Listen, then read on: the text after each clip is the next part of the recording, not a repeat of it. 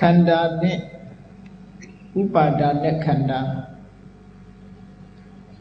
ဘုရားဘာသာဝင်တွေအလုံးလို့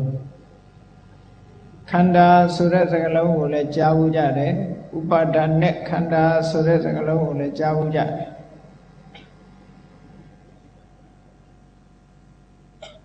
ဘာကြောင့်ခန္ဓာခေါ်တယ်လဲဘာကြောင့်ဥပါဒာနဲ့ခန္ဓာခေါ်တယ်လဲလို့မြတ်စွာဘုရားသာသနာတော်နဲ့ကြုံတွေ့တဲ့အချိန်လေးမှာသိရှိဖို့လိုအပ်တယ်ပေါ့အနည်းဆုံးဘုရားမြတ်စွာရဲ့တရားဒေသနာတော်တွေထဲမှာမြောက်များစွာပါရှိတဲ့ဒီခန္ဓာနဲ့ဥပါဒာနဲ့ခန္ဓာလို့ဒီတစ်ခုကိုကွဲကွဲပြားပြားသိဖို့လိုတယ်ခန္ဓာဆိုတဲ့စကားလုံးကဓမ္မလူမျိုးတွေကြားမှာအမြဲတမ်းရင်းနှီးနေတဲ့စကားလုံးတစ်ခုပဲဒုက္ခန္ဓာကိုငါခန္ဓာကိုစသဖြင့်ခန္ဓာဆိုတဲ့စကားလုံးဟာ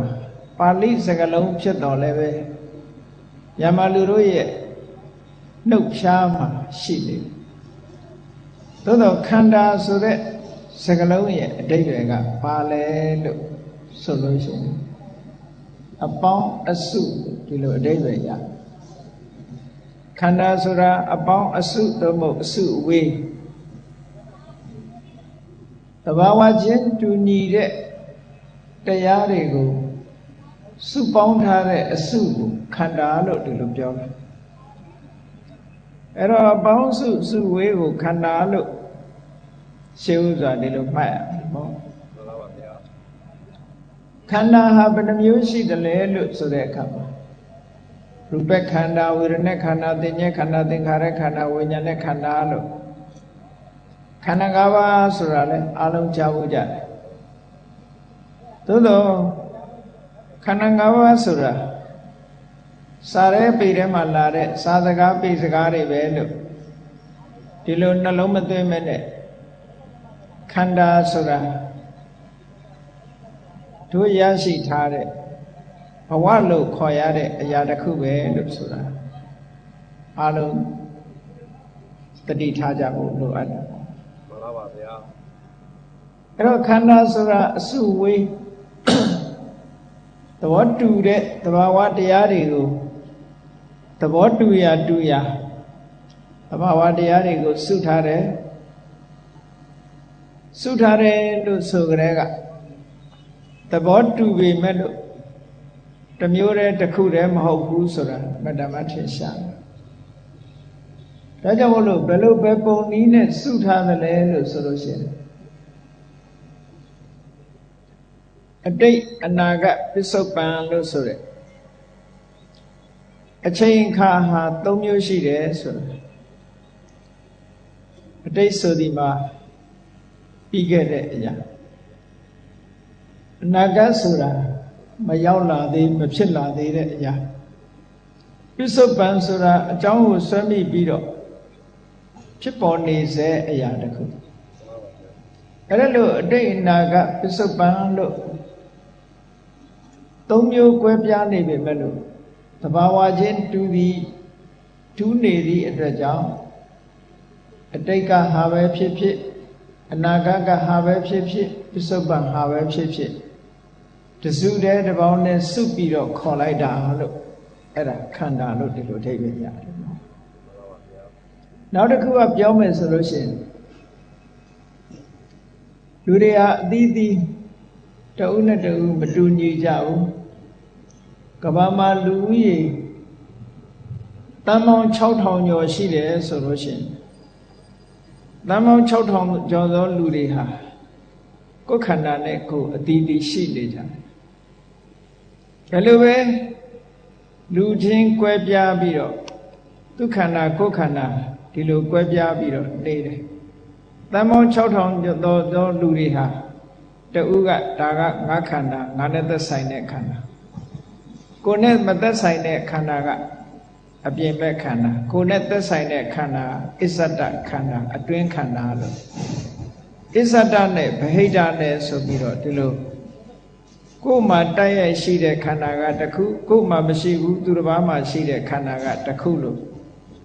ဒီလိုနှစ်စုပြုလိုက်တဲ့အခါမှာလည်းပဲသူခန္ဓာပဲဖြစ်ဖြစ်ကိုယ်ခန္ဓာပဲဖြစ်ဖြစ်အတွင်းပဲဖြစ်ဖြစ်အပြင်ပဲဖြစ်ဖြစ်ခန္ဓာဆိုတဲ့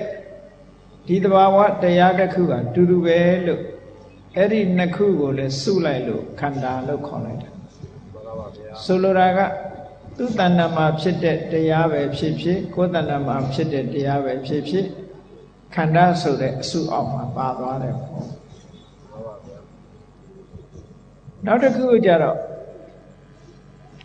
အရည်အသွေးအဆင့်တန်းခြင်းဟာတူညီမှုမရှိဘူးပေါ့ဆိုပါစို့လူချင်းလဲနှိမ့်ကြတဲ့လူရှိတယ်ဆင့်မြင့်တဲ့လူရှိတယ်လူနဲ့တိရစ္ဆာန်ဆိုလို့ရှိရင်လည်းတိရစ္ဆာန်မှာလည်းဒီသဘာဝတရားတွေရှိနေတယ်လူတွေမှာလည်းသဘာဝတရားတွေရှိတယ်တခါလူတွေမှာသဘာဝတရားတွေရှိတယ်လို့နတ်တွေမြမာတွေမှာလည်းပဲဒီသဘာဝတရားတွေရှိတယ်အဲ့တော့လောကလူတွေကအဆင့်အနေနဲ့ပြောလိုက်တယ်အဆင့်နှိမ့်တယ်အဆင့်မြင့်တယ်လို့ခွဲခြားပြီးတော့ပြောတဲ့အခါမှာလည်းဒီသဘာဝတရားတွေဟာဘယ်လိုပဲအဆင့်ခွဲခြားသဘာဝအပြင်တူးနေတယ်လို့ပါဠိလိုပြောတဲ့အခါကျတော့ဟိနနဲ့ပဏိတညံ့နေတဲ့အရာပဲဖြစ်စေကောင်းတဲ့အရာပဲဖြစ်စေအောက်တန်းကြတဲ့အနေထားမှာပဲရှိတာဖြစ်စေထက်တန်းကြတဲ့အနေထားမှာပဲရှိတာဖြစ်စေသဘာဝအနေနဲ့တူတူပဲလို့ဒီလိုနှမျိုးကိုလည်းစုလိုက်တယ်ဒါကြောင့်မလို့ခန္ဓာလို့ခေါ်တာဟောနောက်တစ်ခုကခန္ဓာဆိုတဲ့သဘာဝတရားတွေမှာတိတာမြင်တာတဲ့ဟာရှိတယ်တိဖို့မြင်ဖို့ခက်ခဲတယ်ဆိုတာလည်းရှိတယ်တိတာမြင်တာတဲ့ခန္ဓာကိုဩလာရိကလို့ခေါ်တယ်တိဖို့နည်းနည်းခက်ခဲတယ်တိမ်မွေ့တယ်တိမ်မြုပ်တယ်ဆိုလို့ရှိရင်ဒုက္ခမလို့ခေါ်တယ်အဲ့ဒါလို့အည်သွေးနှမျိုးကွဲပြားနေတော့လည်းပဲသဘာဝတရားတွေဟာတူတူပဲလို့ဆိုတဲ့ရှုထောင့်ကကြည့်ပြီးတော့စုလိုက်တာအဲ့ဒီအစုကိုလည်းပဲခန္ဓာလို့ပဲခေါ်တာအဲ့ဒီတိတာမြင်တာနဲ့ပတ်သက်လာပြီးတိတာမြင်တာအတိခက်တာအမြင်ခက်တာနဲ့ပတ်သက်ပြီးတော့ပဲပြောလို့လည်းရတယ်အနေအထားအကွာအဝေးနဲ့လည်းပြောလို့ရတယ်အဲ့ဒီမှာတိတာတဲ့သဘာဝတရားဆိုလို့ရှိရင်ကိုယ်နဲ့နီးလို့အနီးလို့ပြောတယ်တန်တိကေတဲ့အနီးလို့ပြောတယ်အတိခက်တဲ့ဟာဆိုရင်ကိုယ်နဲ့ကွာလှမ်းနေသည့်အတွက်ကြောင့်ဒူတွေအဝေးလို့ပြောတယ်နောက်တတိယအဖြစ်ကိုယ်နဲ့လက်လန်းမီလောက်အောင်ကိုယ်အနီးမှာရှိနေလို့ရှိရင်လည်းတန်တိကေပဲလက်လန်းမီတဲ့သဘာဝတရားတွေရှိတယ်လို့လက်လန်းမမီအောင်အဝေးမှာရှိနေတဲ့သဘာဝတရားတွေလည်းရှိအဲ့ဒါလို့အဝေးအနီးနှမျိုးကွဲပြားနေတော့လေဒီသဘာဝတရားတွေဟာတူတူပဲလို့ဆိုပြီးတော့စုလိုက်တယ်ဒီနှမျိုးရှုတော့ကလည်းစုလိုက်တဲ့အခါမှာအစုအဝေးတစ်ခုဖြစ်တယ်ဒါကိုလည်းခန္ဓာလို့ပဲခေါ်လိုက်တယ်မှန်ပါပါဗျာအဲ့တော့ခန္ဓာဆိုတဲ့သဘောတရားဟာရှုထောင့်7မျိုးနဲ့ပေါင်းပြီးတော့စုထားတဲ့အရာလို့ပြောတယ်အတိတ်အနာဂတ်ပစ္စုပန်3ခုအစ္ဆဒပဟိတဟိနပဏိတဩလာရိကဒုက္ခမဒူရေတန္တိကာလို့အလုံးပေါင်းလိုက်တော့7မျိုးရှိတယ်အဲ့ဒီရှုထောင့်7မျိုးဒီလိုကွဲပြားခြားနားနေတော့လည်းပဲသဘာဝအဖြစ်တူတဲ့အရာတွေကိုစုလိုက်တယ်တဲ့အဲ့ဒါလို့စုလိုက်တဲ့အခါမှာအစုဝေးတစ်ခုဖြစ်လာအဲ့ဒီအစုကိုပဲခန္ဓာလို့ဒီလိုပြောတာเนาะမှန်ပါပါဗျာအဲ့တော့ခန္ဓာဆိုတာဘုန်းကြီးတို့တွေနားလည်မှုလွဲမှားနေလို့ရှိရင်ခန္ဓာဆိုတာသဘောတူရာစုပေါင်းထားတဲ့သဘာဝတရားလို့ဒီလိုနားလည်ရမယ်မှန်ပါပါဗျာအဲ့ဒီလိုအစုဝေးနဲ့နားလည်ရမယ့်သဘာဝတရားဟာဘယ်နှမျိုးရှိလဲလို့ဆို5မျိုးရှိတယ်အဲ့ဒါကိုခန္ဓာ5ပါးလို့ခေါ်တယ်လူတွေရဲ့တဏ္ဍာမှာထင်ရှားဖောက်ပြန်တဲ့ ပြောင်းလဲသွားတဲ့အပူကြောင့်ပဲဖြစ်ဖြစ်အေးကြောင့်ပဲဖြစ်ဖြစ်ဆန့်ကျင်မဲ့အကြောင်းတစ်ခုနဲ့ဆုံတွေ့တဲ့အခါမှာထင်ရှားပြောင်းလဲသွားတဲ့သဘောတရားကိုရုပ်လို့ခံတယ်အဲ့ဒီရုပ်လို့ခေါ်တဲ့ဒီသဘာဝတရားဟာအတိတ်ကဟာပဲဖြစ်ဖြစ်အနာဂတ်ဟာပဲဖြစ်ဖြစ်ပစ္စုပန်ပဲဖြစ်ဖြစ်ကိုယ်တဏ္ဍမှာဖြစ်တာပဲဖြစ်ဖြစ်သူတဏ္ဍမှာဖြစ်တာပဲဖြစ်ဖြစ်အောက်တန်းကြတဲ့အရာပဲဖြစ်စေမော်မြတ်တဲ့အရာပဲဖြစ်ဖြစ်တိတာထင်ရှားတဲ့အရာပဲဖြစ်ဖြစ်အတိခက်ပြီးတော့တိမ်မွေးတဲ့အရာပဲဖြစ်စေကိုယ်နဲ့နီးတာပဲဖြစ်ဖြစ်ဝေးတာပဲဖြစ်ဖြစ်ဘယ်ရှုထောင့်ကကြည့်ဒီသဘာဝလက္ခဏာတစ်မျိုးတည်းမို့အားလုံးဟာတူညီတယ်ဆိုပြီးတော့တပေါင်းတည်းရူပခန္ဓာလို့ခေါ်လိုက်တာပဲမှန်ပါပါဗျာအဲ့တော့ရူပခန္ဓာလို့ခေါ်လိုက်ရတဲ့သဘာဝတရားတွေကိုဘုန်းကြီးတို့ကိုယ်တဏ္ဍမှာမြင်အောင်ကြည့်တတ်ဖို့လိုအပ်တယ်ကိုယ်တဏ္ဍမှာစာထဲမှာတော့ယုတ်28မျိုးဆိုပြီးတော့ခွဲထားတယ်ခွဲပြထားတယ်အဲ့တော့ကိုယ်တဏ္ဍမှာလူလို့ဖွဲ့စည်းထားတဲ့လူလို့ထင်မှတ်နေရတဲ့အရာမှာတိတာထင်ရှားတဲ့ရူပခန္ဓာဆိုတာဘယ်တရားတွေလဲဘယ်ဟာတွေကိုခေါ်တာလဲလို့ဆိုရင်လူသားတယောက်အနေနဲ့ဘုန်းကြီးတို့တွေကြည့်ရလူရဲ့ပုံပန်းတန်တန်လူရဲ့ခန္ဓာမှာကြည့်လိုက်ရင်အတုံးအခဲဖြစ်နေတဲ့အရာတွေတွေ့ရလိုက်နော်အသားဆိုင်ဟာလည်းအတုံးခဲဖြစ်နေတယ်အယိုးကလည်းအတုံးခဲဖြစ်နေတယ်အတုံးခဲဖြစ်နေတဲ့အရာတွေမှန်တယ်ဗျမြတ်စွာဘုရားကိုယ်တိုင်ကလည်းစာမင်မွေးညင်းခြေသက်လည်းသွားအရေးစတဲ့ဒီအခေါ်အဝေါ်နဲ့ပတ်သက်ပြီးတော့လူခန္ဓာကိုယ်မှာရှိတဲ့အမည်နာမတွေနဲ့ဖော်ပြထားတဲ့ရုပ်ခန္ဓာတွေကိုပထဝီလို့ခေါ်တာပဲအဲ့တော့မှတ်လို့လွယ်အောင်ဘုန်းကြီးတို့ခန္ဓာကိုယ်မှာဥခေါင်းရှိတယ်လက်ရှိတယ်ဝမ်းပိုက်ရှိတယ်ခြေထောက်ရှိအတုံးခဲပုံပန်းတဏ္ဍာဖြစ်နေတာအဲ့ဒီအတုံးခဲပုံပန်းတဏ္ဍာဖြစ်နေတဲ့ဟာကိုသဘာဝရှုထောင့်ကကြည့်လိုက်လို့ရှင်သူ့ကိုပထဝီလို့ခေါ်တယ်အဲ့ဒါလို့စုစည်းနေအောင်ဘယ်သူကစုစည်းပေးထားတာတော့ဆိုတော့အာဘောဆိုတဲ့အစေးတက်ကနေစုစည်းပေးလိုက်တာဒီပုံတရံဖြစ်အောင်အာဘောကနေစုစည်းပေးကြည့်လေမုံဖုတ်တဲ့အခါမှာကြည့်ပေါ့ပေါင်မုံပဲဖြစ်ဖြစ်ကိတ်မုံပဲဖြစ်ဖြစ်မဖုတ်ခင်ကဂျုံမုံပဲသူက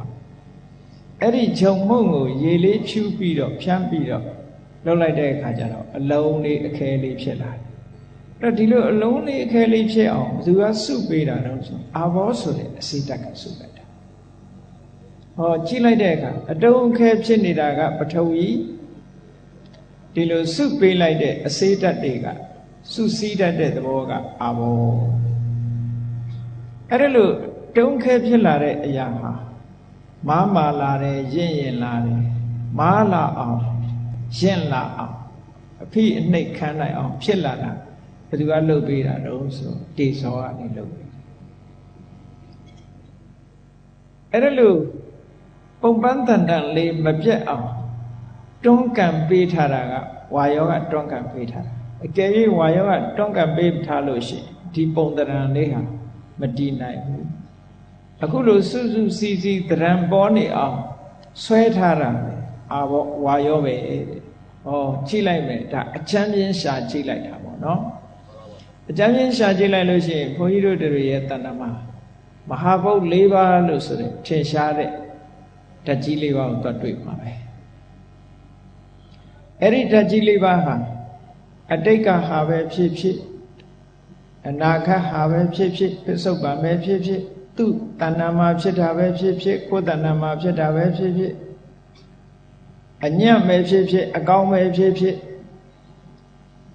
သိတာထင်ရှားတဲ့ဟာပဲဖြစ်ဖြစ်မသိတာမထင်ရှားတာပဲဖြစ်ဖြစ်အနီးမှာရှိတာပဲဖြစ်ဖြစ်အဝေးမှာရှိတာပဲဖြစ်ဖြစ်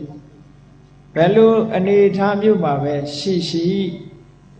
သဘာဝချင်းတူသည့်အတွက်ကြောင့်ရူပခန္ဓာလို့ဒီလိုပေါင်းခေါ်လိုက်တာပဲအဲ့တော့ဘုန်းကြီးတို့တွေရဲ့တဏ္ဍမှာရနေတဲ့ခန္ဓာဟာအခုလို ဥပ္ပခန္ဓာဆိုတာသေချာဒီခန္ဓာရတယ်အဲ့ဒီယုတ်တရားတွေပေါ်မှာမိတီပြီးတော့ဓာတ်ကြီး၄ပါးပေါ်မှာမိတီပြီးတော့ဓာတ်ကြီး၄ပါးမရှိရင်ယတ္တိနိုင်ခွင့်မရှိဘူးဓာတ်ကြီး၄ပါးပေါ်မှာမိတီပြီးတော့နေတဲ့ဟာကြည့်ဓာတ်ကြီး၄ပါးကပုံတရံဆောင်ထားတဲ့အခါမှာမျက်စိနဲ့မြင်ရတဲ့အဆင်းဆိုတာရှိတယ်နှာခေါင်းနဲ့နမ်းလို့ရတဲ့အနတ်ဆိုတာရှိတယ်လျှာနဲ့ရက်လို့သိရတဲ့အရာသာဆိုတာရှိတယ်ဒီပေါ်မှာရှိလာတယ်တခါတခြားယုတ်အသစ်တွေကိုထုတ်လုပ်ပေးတတ်တဲ့ဩဇာဓာတ်ဆိုတာရှိလာတယ်မဟာဘုတ်ဆိုတဲ့ဓာတ်ကြီး၄ပါးကိုအမိပြုပြီးတော့အစင်းနဲ့အနံ့နဲ့အရသာတဲ့ဩဇာတဲ့ဒီ၄ခုထပ်ပြီးတော့ထည့်လိုက်လို့ရှိရင်၈ခုဖြစ်သွားအဲ့ဒီ၈ခုဟာဘယ်နေရာမှာပဲကြည့်ကြည့်ရုပ်မှန်သမျှဟောဒီ၈ခုနဲ့ဖွဲ့စည်းထားတာအဲ့ဒီ၈ခုတစ်ခုစီတစ်ခုစီခွဲစိတ်ပြီးတော့ပြစ်လိုက်မယ်ဆိုလို့ရှိရင်ရုပ်လို့ခေါ်စရာအကြောင်းတစ်ခုမှမရှိတော့တစ်ခုစီကိုတော့ရုပ်လို့ခေါ်လို့မရဘူးတစ်ခုစီဆိုလို့ရှိရင်ရုပ်လို့ပြောစရာမရှိတော့ဘူးအလုံးစုလိုက်တဲ့အခါကျတော့မှရုပ်လို့ပြောလို့ရတယ်ဒါကြောင့်မို့သူတို့ကိုအဝိနိဘောကရုပ်လို့ခေါ်တာခွဲခြားစိတ်ဖြာလို့မရတဲ့ဟာခွဲခြားစိတ်ဖြာလိုက်တဲ့တပြိုင်နဲ့သူတို့ရဲ့အသင်္တရဏေဟာပျောက်ကွယ်ပြီးတော့သွားနိုင်တယ်အကြီးအသွေးတွေပျောက်သွားနိုင်တယ်လို့ဒီလိုပြောတယ်ဒါကသက်မဲ့ယုတ်တွေမှာအခုလို့၈ခုနဲ့ဖွဲ့စည်းတာတက်ရှိလူတဏ္ဍာကြတော့ဘာတစ်ခုပိုးလာတော့ဆိုရင်အဲ့ဒီယုတ်တွေရဲ့တဘာဝကိုစင်စစ်မပြတ်ထပ်ပြီးဖြစ်အောင်ထိမ့်သိမ်းရှောက်ရှောက်ပေးနိုင်တဲ့ဇီဝလို့ခေါ်တယ်ကံ့ကြောင့်ဖြစ်လာတဲ့ဇီဝိတ္တိတရီအသက်လို့ယုတ်တွေရဲ့အသက်လို့ခေါ်ရတဲ့ဒါလည်းရှိသေးတယ်အဲ့ဒါထည့်လိုက်လို့ရှိရင်၉ခုလူတွေရဲ့တဏ္ဍာမှာဟောဒီ၉ခုဟာအခြေခံအားဖြင့်ရှိနေတယ်အဲ့ဒီ၉ခုကိုခွဲပြီးတော့ကြည့်လိုက်မယ်ကြည့်ခန္ဓာကိုယ်မှာတခြားနေရာနဲ့မတူပဲနဲ့မျက်နှာပေါ်မှာမျက်လုံးဆိုတာပါလာအဲ့မျက်လုံးမှာရှိတဲ့အကြည်ဓာတ်လေးဟာတခြားနေရာမှာရှိတာနဲ့မတူဘူးသူကပြင်မဲ့ကအဆင်းအာယုန်တွေလာပြီးတော့ထင်ဟပ်နိုင်တဲ့နေရာလေးတစ်ခုရှိလာအဲ့ဒီထင်ဟပ်လာနိုင်တဲ့နေရာလေးတစ်ခုဟာလေခုနကပြောတဲ့ရုပ်၉ခုနဲ့တွဲပြီးတော့နေတာဖြစ်လို့အဆင်းဆိုတဲ့ပြင်မဲ့ကမြင်စရာအာယုန်လေးလာပြီးတော့ထင်ဟပ်နိုင်တဲ့နေရာလေးကိုစက္ခုပ္ပတာရရုပ်လို့ဆိုပြီးတော့ဖွဲ့စည်းလိုက်တဲ့အခါကျတော့ခုနကရုပ်၉ခုနဲ့စက္ခုပ္ပတာရနဲ့ပေါင်းလိုက်တဲ့အခါကျတော့10ခုဖြစ်သွားတယ်အဲ့ဒါကိုစက္ခုတတကကလ10ခုလို့ဒီလိုပြောတာเนาะမှန်ပါပါဗျာမျက်လုံးအရက်ပြောမယ်ဆိုရင်တော့မျက်လုံးပဲပြောအဲ့ဒီမျက်လုံးဆိုတဲ့အဲမှာမျက်လုံးဆိုတဲ့အရာဟာဟောဒီ10ခုနဲ့ဖွဲ့စည်းထားတယ်လို့ဒီလိုပြောအဲ့ဒါကိုပဲရူပခန္ဓာလို့ခေါ်တယ်ထို့တူပဲနားမှာအတန်ကိုဖမ်းယူနိုင်တဲ့ဓာတ်သဘောရှိတဲ့နားအကြည်နှာခေါင်းမှာလည်းပဲအနံ့ကိုဖမ်းယူနိုင်တဲ့ဓာတ်သဘောရှိတဲ့နှာခေါင်းအကြည်လျှာမှာလည်းပဲအရသာကိုဖမ်းယူနိုင်တဲ့လျှာအကြည်ခန္ဓာကိုယ်မှာလည်းပဲအထီးတွေ့ကိုဖမ်းယူနိုင်တဲ့ခန္ဓာကိုယ်ရဲ့အကြည်ဆိုတာအဲ့ဒီအကြည်ယုတ်အာယုံကိုဖမ်းယူနိုင်စွမ်းရှိတဲ့အကြည်ယုတ်လေးတွေသူ့နေရာနဲ့သူပဲရှိတယ်အတန်ကိုဖမ်းယူနိုင်တာခန္ဓာကိုယ်တစ်ခုတည်းမှာနေရာတိုင်းမှာမရှိဘူးနားမှာပဲရှိတယ်နော်အနံ့ကြတော့နှာခေါင်းထဲမှာပဲရှိတယ်တခြားနေရာမှာမရှိဘူးအရသာကြတော့ရှားပေါ်မှာပဲရှိတယ်တခြားနေရာမှာမရှိဘူးလက်ဝါးပေါ်တင်ထားတဲ့တရားဟာချိုးပါမလားချိုးဘူးလက်ဖွားပေါ်တရားတင်ချိုးလည်းမချိုးဘူးစားတင်ကြည့်ရင်လည်းမငံဘူးပေါ့အဲ့တော့ချိုးတဲ့ငံနဲ့ဆိုတဲ့အရသာကိုသိတဲ့နေရာရှားပဲရှိတယ်တော့မတူဘူးဆိုတာထင်ရှားတယ်အဲ့ဒီအရသာအာယုံကိုဖမ်းယူနိုင်စွမ်းရှိတဲ့ဒီဇီဝပတ္တာရဆိုတာနေရာမှာပဲရှိတယ်ခန္ဓာကိုယ်မှာလည်းပဲထိလို့သိတဲ့နေရာထ ထိလို့သိတဲ့နေရာဆို sensitive ဖြစ်တဲ့နေရာလူရဲ့ခန္ဓာကိုယ်အတွင်းသားတွေကတစ်ခါတစ်ခါထိပြီမသိဘူးဒါကြောင့်မလို့ဘိုက်ထဲမှာယောဂဖြစ်နေတော်လည်းမသိဘူးနော်နာရကျင်နာကြိုက်တာခဲတာမသိဘူးအာယုံကြောနဲ့ထိလာတဲ့အခါမှာယောဂဖြစ်တယ်ဆိုတာသိကြတယ်ပေါ့အနုဆိုမသိဘူးပေါ့အေးဒါကြောင့်မလို့ခန္ဓာကိုယ်မှာအခုလိုအနေအထားတွေဒီပတာရယုတ်၅ခုကိုခုနက9ခုတည်းကိုထည့်လိုက်မယ်ဆိုလို့ရှိရင်14ခုဖြစ်မသွားဘူးလားအဲ့ဒီယုတ်တွေကိုရူပခန္ဓာလို့ခေါ်တာပဲဒါကိုယ်တဏ္ဍမှာဒီယုတ်တွေကိုတွေ့အောင်ချိတတ်ဖို့လိုတယ်ပေါ့ရူပခန္ဓာလို့တော့ပြောနေတယ်ဘာတွေပြောမှမသိဘူးလို့ဒီလိုမဖြစ်စေရအောင်ကိုယ်တဏ္ဍမှာရှိနေတဲ့ဒီသဘာဝတရားတွေကိုမြတ်စွာဘုရားကဟောတယ်အဲ့ဒီမှာမျက်စိမှာလာထင်ဟတ်တဲ့အစင်းနားမှာလာပေါ်လာတဲ့အသံနှာခေါင်းမှာကြားရတဲ့အနက်ရတဲ့အနတ်လျှာမှာလာပြီးတော့သိရတဲ့အရာသာခန္ဓာကိုယ်မှာထိရတဲ့အထိအတွေ့အဲ့ဒီယုတ်တွေထက်လိုက်အထိအတွေ့ဆိုတာကြတော့သူကပြောတာမာတာပထဝီပူရာအေးတာတေဇောလှုပ်ရှားတာတွန်းကန်တာဝါယောလို့အဲ့ဒီ၃မျိုးကထိလို့ရတယ်အာဘောဆိုတဲ့အစေးသဘောကစုစည်းတတ်တဲ့သဘောကတော့ထိလို့မရတဲ့အရာဖြစ်တယ်ပေါ့အဲ့ဒီယုတ်တွေထပ်ပြီးတော့ထဲလိုက်တဲ့အခါမှာခုနဓာတ်ကြီး၄ပါးကပြောပြီးသားဖြစ်တဲ့အတွက်ကြောင့်ရူပယုံဆိုတဲ့အစင်းတတ္တယုံဆိုတဲ့အတန်ခန္ဓာယုံဆိုတဲ့အနတ်ရတ္တယုံဆိုတဲ့အယတာအဲ့ဒီ၄ခုထပ်ထည့်လိုက်လို့ရှိရင်18ခုဖြစ်သွားတယ်နော်ဒီလိုခန္ဓာကိုယ်ထဲမှာရုပ်တရားတွေဟာဒီလိုရှိလာထပ်ပြီးတော့ဒီလိုရှိလာတယ်နောက်တစ်ခါဇီဝိတယုတ်ဆိုတာရှိလာတယ်နောက်တစ်ခါအမျိုးသမီးတွေမှာအခြေခံဖြစ်တဲ့အဋ္ဌိဘာဝယုတ်အမျိုးသားတွေရဲ့အခြေခံဖြစ်တဲ့ပုဗ္ဗဘာဝယုတ်ဆိုတာဒီယုတ်တွေရှိတယ်ဆိုတာဘယ်လိုကြောင့်သိရတယ်လဲဆိုရင်အမျိုးသားနဲ့အမျိုးသမီးအတန်ချင်းမတူဘူးသွားရလာရချင်းမတူဘူးနေတာထိုင်တာချင်းမတူဘူးဆိုတဲ့ဒီမတူညီမှုတွေကိုဘယ်သူကဖြစ်စေတာတော့ဆိုတော့အဲ့ဒီအခြေခံယုတ်ကြောင့်ဖြစ်တာအဲ့ဒါလည်းပဲယုတ်တစ်ခုအနေနဲ့ရှိတယ်နောက်အာဟာရယုတ်ကိုလည်းထည့်လိုက်မယ်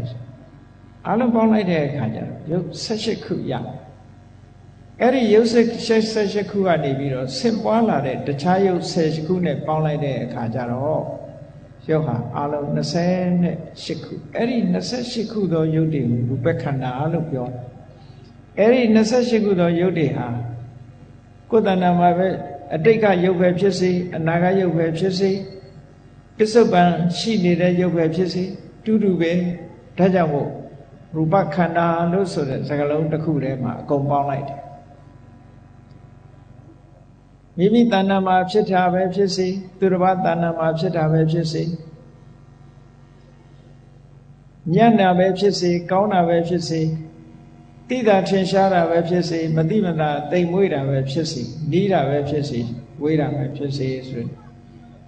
အခြေအနေဘယ်လိုပဲရှိဒီသဘာဝတရားတွေကိုတူညီတဲ့အနေနဲ့စုလိုက်တဲ့အခါကျတော့ရူပခန္ဓာလို့ဆိုတာရတယ်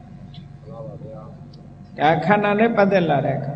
ဘုန်းကြီးတို့တွေမှတ်ရမှာရူပခန္ဓာဆိုတာအဲ့ဒါတွေကိုပြောတာ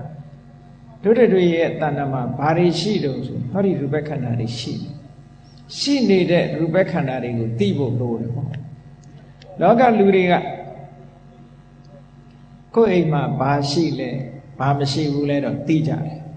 သို့တဲ့ကိုယ့်ဘဝအတွင်းကြသိတဲ့လူကအမတန်မရှာမှန်ပါပါဗျာအဲ့ဒါကြောင့်မလို့ကိုသိဖို့ပို့ပြီးတော့အရေးကြီးတယ်ကိုသိဖို့အရေးကြီး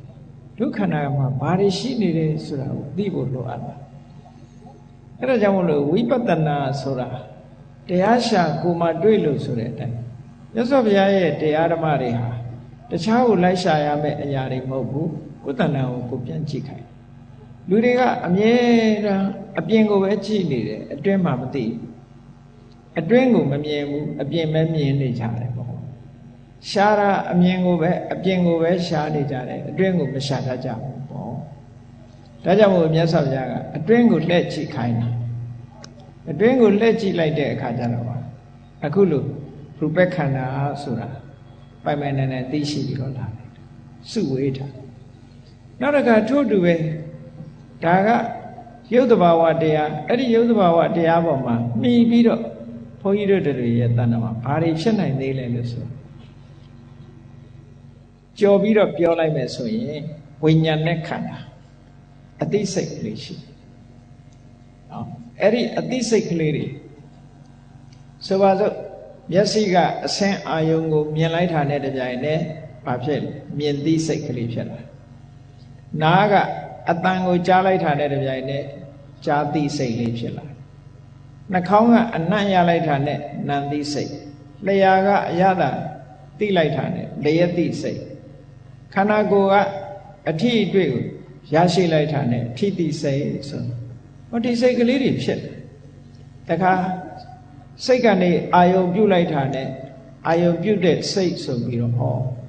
ဒီစိတ်ကလေးတွေပေါ်လာအဲ့ဒီစိတ်ကလေးတွေဟာအတိတ်ခစိတ်ပဲဖြစ်စေအနာဂတ်စိတ်ပဲဖြစ်စေပစ္စုပန်စိတ်ပဲဖြစ်စေ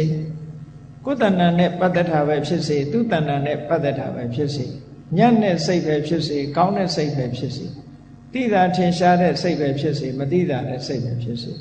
အနည်းပဲဖြစ်စေအဝေးပဲဖြစ်စေ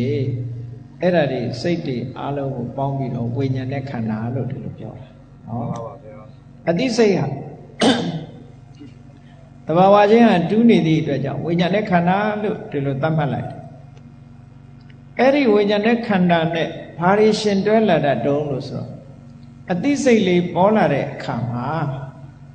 အာယုံပေါ်မှာခံစားတဲ့သဘောတရားလေးတွေပေါ်လာတယ်ခံစားတဲ့သဘောတရားဆိုကိုကြိုက်တာလေးတွေ့လို့ရှိရင်ပျော်တယ်သဘောကျတယ်ကိုမကြိုက်တာတွေ့ရင်မပျော်ဘူးသဘောမကျဘူးခံစားမှုတွေပေါ်လာတယ်အဲ့ဒီခံစားမှုလေးတွေဘယ်တော့ကခံစားခဲ့တာပဲဖြစ်ဖြစ်ခံစားမှုဆိုတာတူတူပဲဖြစ်သည့်အတွက်ကြောင့်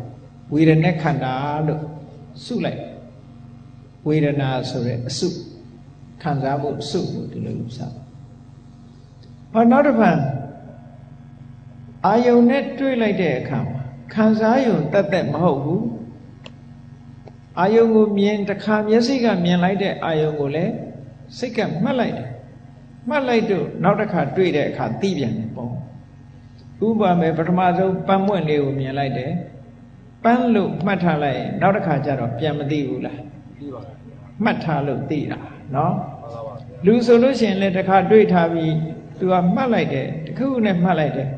ဒီလူရဲ့အရက်အမောင်းကဘယ်လိုရှိတယ်အသားရောင်ကဘယ်လိုရှိတယ်ပိန်တယ်ဝတယ်အခုသူမှတ်လိုက်တာအဲ့ဒါလို့မှတ်ထားတဲ့ဟာတစ်ခါကျတော့ပြောင်းသွားရင်မျက်စိလဲသွားတာလည်းရှိတယ်လေဒါကြောင့်မို့လို့အာယုန်နဲ့တွေ့တိုင်းမြင်တဲ့အာယုန်ပဲဖြစ်စေကြားတဲ့အတန်ပဲဖြစ်စေအနံ့ကိုပဲဖြစ်စေအရသာကိုပဲဖြစ်စေ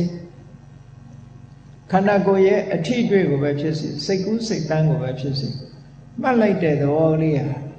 ဘုန်းကြီးတို့တွေရဲ့စိတ်ထဲမှာရှိတယ်အဲ့ဒီမှတ်လိုက်တဲ့သဘောလေးကိုစုပြီးတော့မှတ်လိုက်တဲ့သဘောဟာတူတူပဲဘယ်တော့ပဲမှတ်တာပဲဖြစ်ဖြစ်အတိတ်ကမှတ်တာပဲဖြစ်ဖြစ်အနာကမှတ်တာပဲဖြစ်ဖြစ်ပစ္စုပန်မှတ်တာပဲဖြစ်ဖြစ်မှတ်တာတွေအလုံးကိုစုပြီးတော့ကြည့်လိုက်တဲ့အခါမှာတင်ညက်ခန္ဓာလို့မှတ်သားခြင်းတဘာဝတရားရဲ့အစုဆိုပြီးတော့ဒီလိုတင်ညက်ခန္ဓာလို့ခေါ်တယ်။ဩသင်္ခါရခန္ဓာရောက်လာတဲ့အခါကျစိတ်ဆောင်မှုကိုဥတည်ပြီးတော့ပြောတာစိတ်တွေရဲ့တဘာဝတရားအာယုံလေးတစ်ခုတွေ့ပြီးလို့ရှိရင်အဲ့ဒီအာယုံကကိုကြိုက်တဲ့အာယုံဆိုလို့ရှိရင်နောက်ထပ်တွေ့ဖို့မကြိုးစားဘူးလားကြိုးစားလားကိုမကြိုက်တဲ့အာယုံဆိုလို့ရှိရင်ရှောင်ဖယ်ဖို့ကြိုးစားလားအဲ့ဒီကြိုးစားမှုတွေတွေးတောမှုတွေလိုချင်မှုတွေမုန်းတီးမှုတွေစတဲ့တဘာဝမျိုးစုံအဲ့ဒီတဘာဝမျိုးစုံဟာ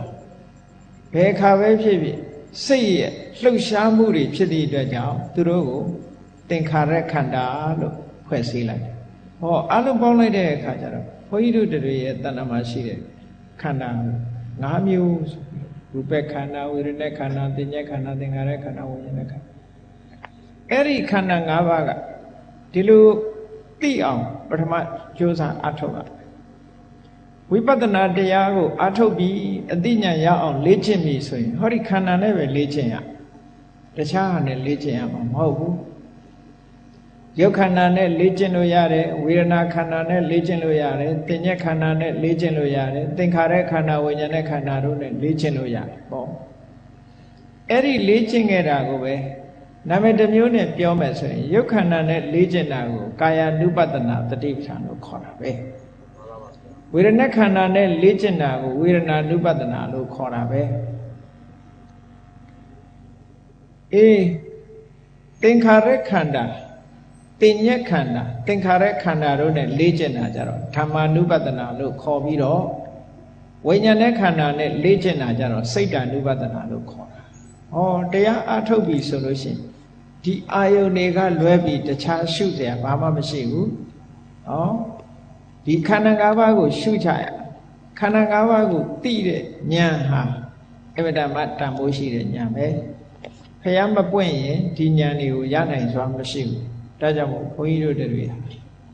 အတိညာဏ်တွေတိုးတက်လာအောင်ကြိုးစားအထောက်ကြရတယ်။မှန်ပါပါဗျာ။အဲ့ဒီအစုဝေးတွေအားလုံးကိုခန္ဓာလို့ပြောတာ။နော်ခန္ဓာနဲ့သုံးနေတာအဲ့ဒါပြော။ကဲဒါဖြင့်ဥပါဒณะခန္ဓာဆိုတာဘာပြောတာလဲဆိုတော့ခန္ဓာဆိုတာရှိသမျှသဘာဝတရားတွေကိုစုစည်းပြီးတော့ဖော်ပြတဲ့အနေနဲ့မြတ်စွာဘုရားဟောလိုက်တာဥပါဒณะခန္ဓာကြတော့ဥပါဒณะအနေနဲ့တဏှာဒိဋ္ဌိရဲ့ဆွဲလန်းတဲ့ခန္ဓာမျိုးကြတော့မှဥပါဒณะခန္ဓာတဏှာကဆွဲလန်းတဲ့ဒိဋ္ဌိအမြင်နဲ့ဆွဲလန်းတယ်ဆွဲလန်းမှု2မျိုးရှိတယ်နော်ဥပါဒံ2မျိုးရှိတယ်အဲ့ဒီ2မျိုးရဲ့အာယုံဖြစ်တဲ့ခန္ဓာဆွဲလန်းခံရတဲ့ခန္ဓာဆိုပါစို့လူတွေကဆွဲလန်းတယ်ဆိုတာဘာကိုဆွဲလန်းတာတော့ဆိုခုနကကိုယ်တဏ္ဍမှာဖြစ်တဲ့ရူပခန္ဓာကိုလည်းဆွဲလန်းတယ်ဝေဒနာခန္ဓာသင်္ညက်ခန္ဓာသင်္ခါရခန္ဓာဝိညာဉ်နဲ့ခန္ဓာဒီခန္ဓာတွေကိုဆွဲလန်းလို့တဏှာအမြင်နဲ့ကြည့်မယ်ဆိုလို့ရှိရင်ရူပခန္ဓာဆွဲလန်းတာဘယ်လိုဆွဲလန်းလဲငါမျက်စိငါနာငါနှာခေါင်းငါရှာဟောဒီလိုဆွဲလန်းတာနော်ငါဟာလို့ဒီလိုထင်လား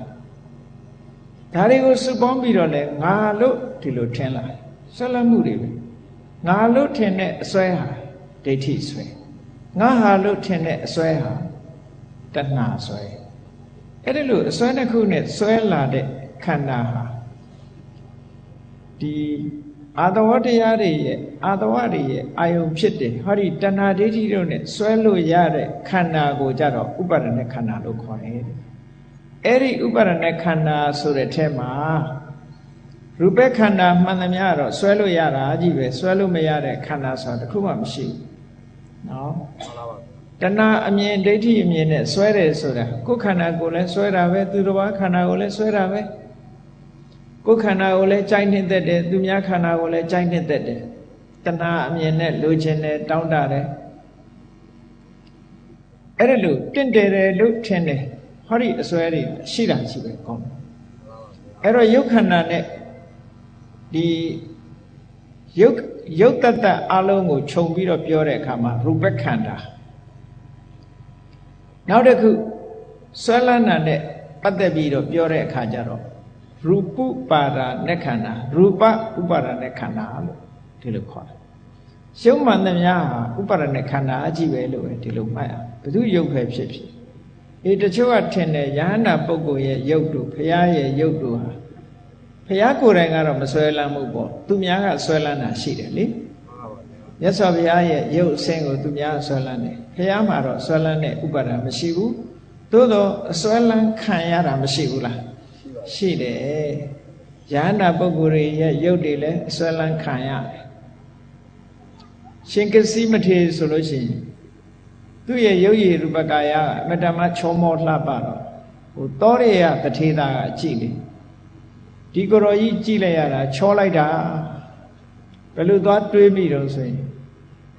ဒီကိုယ်တော်ကြီးဟာအမျိုးသမီးဖြစ်ပြီးတော့ငါအိမ်တော်ပဲဖြစ်ရင်ကောင်းမှာပဲလို့တောင်သွားတွေးတာလေဒါယဟန္တာယုတ်ကိုသွားတွေးတာပဲပေါ့မှန်ပါပါဗျာ နောက်တစ်ခါကြည့်လေဥပ္ပလဝန္နာထေရီမဆိုတာအလွန်ချောတယ်သူကတထေသမီးသိချောတယ်သိချောတော့လိုချင်တဲ့လူတွေကများအဲ့ဒါကြောင့်မို့လို့အမေအဖေတွေကငါသမီးခုခေတ်လိုပြောတော့မတိလားရှင်ပဲဝတ်ပြီးတော့နော်မတိလားရှင်ဝတ်ဖို့အဲ့ဒီခေတ်ကတော့ဘိက္ခုနီဝတ်ခိုင်းလိုက်တာဟောအဲ့လိုဘိက္ခုနီဝတ်လိုက်တဲ့အခါမှာသူ့အပေါ်မှာဆွဲလန်းနေတဲ့ပုဂ္ဂိုလ်တွေကရှိနေတာနောက်ဆုံးမှသူကယဟန္တာမကြီးဖြစ်သွားပြီတောထဲမှာနေတယ်အန္တဝနာဆိုတဲ့တောထဲမှာသွားပြီးတော့နေတယ်သူနဲ့ဒီမောင်နှမဝမ်းခွဲတော်တဲ့လူငယ်တယောက်ကသူ့ပေါ်မှာတဏ္ဍမဲ့ဖြစ်ပြီးတော့တနေ့ကိုသူ့ကိုမရအရာကြံစည်ခဲ့ဘူးတဲ့ကိစ္စတွေပေါ်လာခဲ့ဘူးတဲ့ပေါ့ဒါယန္တာပုဂ္ဂိုလ်ရဲ့ခန္ဓာကိုယ်ကိုပုထုဇဉ်တွေကဆွဲလန်းပုံကိုပြောပြတာနော်မှန်ပါပါဗျာအဲ့ဒါကြောင့်မလို့ယုတ်ခန္ဓာကိုယ်ဆိုတာဥပါဒณะခန္ဓာတွေပဲတဲ့ခုလိုတဏှာနဲ့ငါဟာလို့ဆွဲတယ်ဒိဋ္ဌိနဲ့ငါလို့ဆွဲတယ်